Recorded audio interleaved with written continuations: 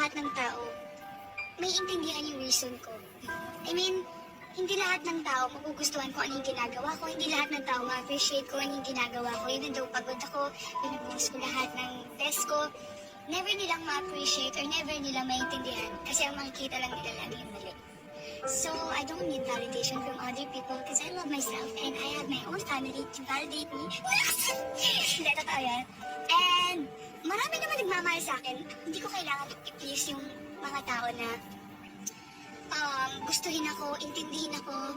Though, siguro, may nagagawa talaga akong mali na hindi gusto lang nakakaramihan. And I'm very sorry for that.